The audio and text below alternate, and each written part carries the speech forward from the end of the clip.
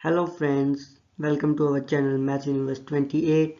और आज की वीडियो में आप सभी का स्वागत है। और आज हम डिस्कशन करेंगे पॉइंट सेट टोपोलॉजी और जनरल टोपोलॉजी के नेक्स्ट लेक्चर में, जिसमें हम टू इम्पोर्टेंट टोपोलॉजीज के बारे में डिस्कशन करेंगे। ये हैं कोफाइनाइट टोपोलॉजी एंड को काउंटेबल टोपोलॉजी।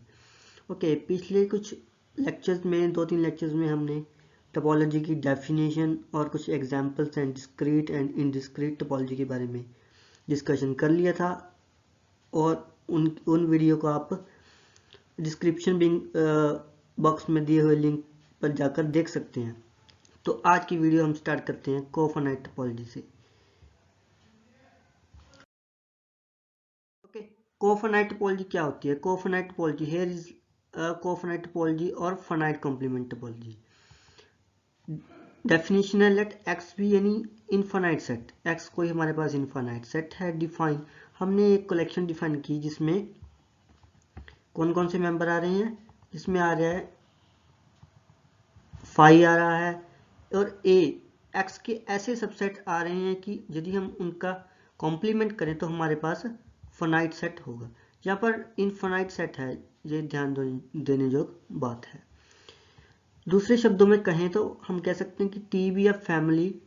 टी एक ऐसी फैमिली है, T be a family consisting of empty set phi, जिसमें phi आ रहा है together with all those non-empty subsets of x, और x के ऐसे सबसेट हैं जिनका कॉम्प्लीमेंट फाइनाइट हो। क्योंकि इनका फाइनाइट कॉम्प्लीमेंट, इसीलिए हम इसको फाइनाइट कॉम्प्लीमेंट टोपोलॉजी भी बोलते हैं। तो ये एक टोपोलॉजी फॉर्म करेगी। ओके, तो ये थी इसकी डेफिनेशन। तो अब हम इसका प्रूफ करते हैं कि ये एक सच में टोपोलॉजी है। तो कैसे कर सकते हैं? वही हम टोपोलॉजी की 4 प्रॉपर्टीज को सेटिस्फाई करवा के देखेंगे। सबसे पहली प्रॉपर्टी क्या है हमारे पास? सबसे पहली प्रॉपर्टी है कि फाई है जो टी में होगा, क्योंकि फाई हम इस कलेक्शन में पहले ही ले चुके हैं, तो ये एक टी में भी होगा बाय डेफिनेशन। सेकेंडली, यदि हम x कॉम्प्लीमेंट करें, x का कॉम्प्लीमेंट करेंगे तो वो हमारे पास फाई होगा, जो कि एक फाइनाइट सेट है। ओके, क्योंकि हमने यहाँ पर लिया है कि ऐसे कॉम्प्लीमेंट लेने हैं जिनका कॉम्प्लीमेंट करने पर फाइनाइट सेट हो।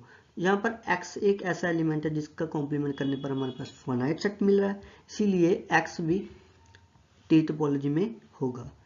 ओके, ये दो प्रॉपर्टी सेटिस्फाई हो गई। अब है तीसरी प्रॉपर्टी। तीसरी प्रॉपर्टी कहती है हम आर्बिट्ररी यूनियन करें टी के मेंबर्स का, तो वो भी टी में लाई करेगा। तो कैसे होगा? Let A alpha, alpha belongs to index set. ये जो साइन है हमारे पास, ये साइन है, this is a set, sign of index set. Index set क्या होता है?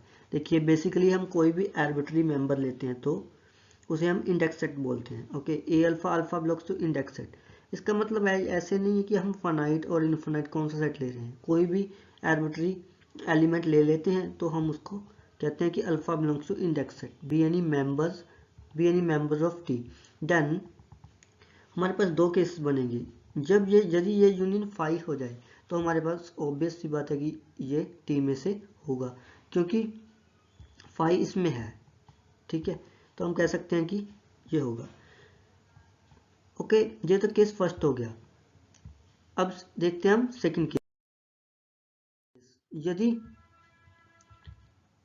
ये फाई नहीं है, ठीक है, ये खाली नहीं है, ये यदि इनकी यूनियन, तो हमारे पास कम से कम at least one beta belongs to this index set such that A beta not equal to phi. तो हमारे पास एक कम से कम ऐसा एलिमेंट जरूर होगा जो कि फाई नहीं होगा। ओके, यदि ये सारे एलिमेंट्स ही फाई हो गए तो हमारे पास यूनियन फाई तब होगी। यदि ये यूनियन फाई नहीं है तो हमारे पास कम से कम एक एलिमेंट तो ऐसा जरूर मिलेगा। आप सोचकर देख सकते हैं।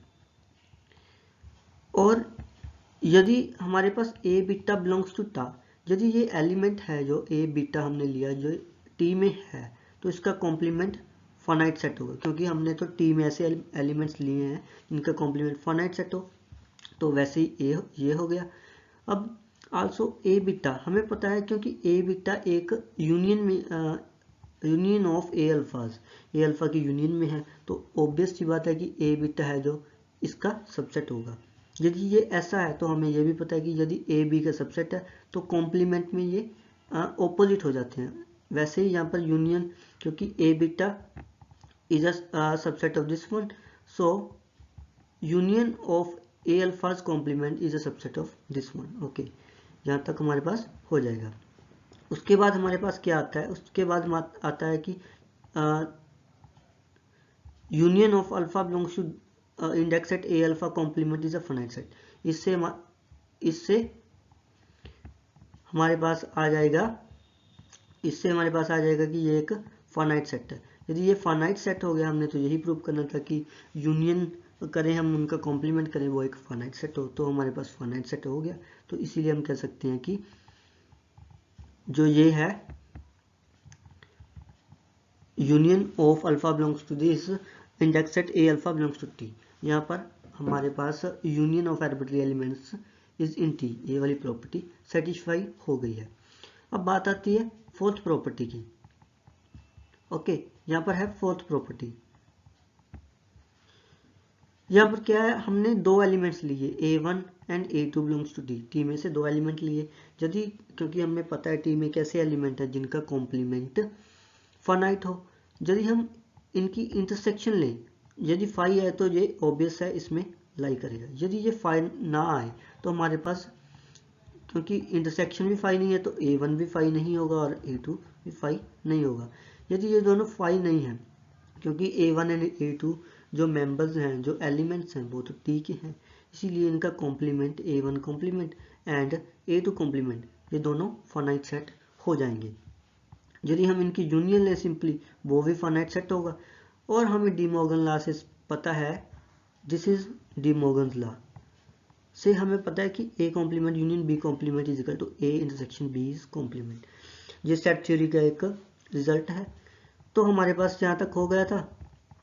इसके बाद हम डी मॉर्गन लॉ से कह सकते हैं कि A1 intersection A2 whole's complement is finite set. ये भी हमारे पास एक फाइनाइट सेट हो जाएगा। तो A1 इंटरसेक्शन A2 भी टी में आ जाएगा। इस प्रकार ये चारों की चारों प्रॉपर्टीज हमने जो टी कलेक्शन बनाई थी उसके लिए सेटिस्फाई हो रही हैं। तो ये एक कोफाइनाइट और फाइनाइट कॉम्प्लीमेंट टोपोलॉजी है।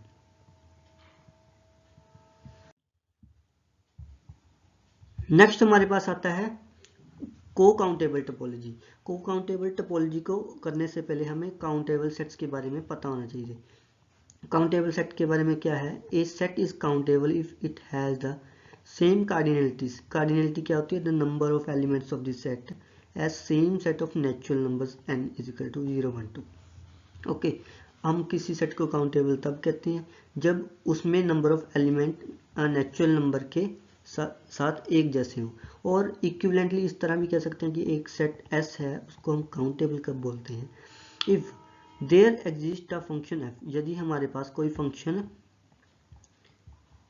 f है, okay, this is a function f n to s, natural number से s तक ऐसा फंक्शन है जो कि 1 1 एंड ऑन टू हो, तो उसे हम कहेंगे कि ये एक काउंटेबल सेट है, s को हम कहेंगे। जैसे यहाँ पर एग्जांपल दी गई है, हमने ली इवन नंबर नेचुरल नंबर्स का सेट ले लिया। Okay, then we can define a map f। हम यहाँ पर एक map f n to s define कर सकते हैं। कैसी, f n टू 2n, क्योंकि हम यदि 1 पुट करें तो 2 आएगा, 2 पुट करें तो 4 आएगा। इसीलिए हमें हर एक एलिमेंट्स के लिए दूसरे सेट में एक एलिमेंट मिल रहा है, तो इसीलिए ये एक काउंटेबल सेट होगा। ओके, तो चलिए अब हम डिस्कशन करते हैं को काउंटेबल टोपोलॉजी के बारे में। तो ये है हमारे पास को काउंटेबल टोपोलॉजी। डेफिनेशन क्या कहती है, यदि हमारे पास कोई एक्स सेट है जो कि, यहाँ पर ध्यान दीजिए, ये एक अनकाउंटेबल सेट है, ठीक है, काउंटेबल नहीं है। तो हम एक टी डिफाइन कर रहे हैं, कैसा, जिसमें फाई है, ए है, मींस एक्स के ऐसे सबसेट हैं यदि उनका कॉम्प्लीमेंट लें तो वो एक काउंटेबल सेट मिले। ओके, और हम कह सकते हैं कि फाई ए कॉम्प्लीमेंट एक्स में हो और ए इज अ काउंटेबल सेट। इस तरह भी हम इसको डिफाइन कर सकते हैं। जैसे वर्ड्स में लिखा हुआ यहाँ, इन अदर वर्ड्स, जैसे लिखा हुआ in other words T be a collection of all those subsets of x whose complements are countable together with empty set phi. Okay, then T is a topology on X known as known as को countable topology. इसको हम बोलते हैं को countable topology. Okay,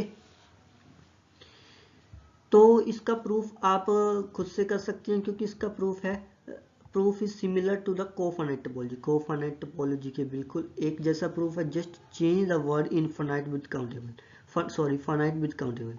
finite word की जगह आप सिर्फ काउंटेबल वर्ड चेंज कर दीजिए, बाकी सारा प्रूफ एक जैसा है। आप इसको ट्राई कीजिए, यदि नहीं हो पा रहा तो हमें बताइए कमेंट्स में। वैसे इजी है, बिल्कुल सेम है। तो ये था हमारा आज का वीडियो, जिसमें हमने को काउंटेबल टोपोलॉजी और को फाइनाइट टोपोलॉजी, हमने दो टोपोलॉजीज डिस्कस की। So thank you so much.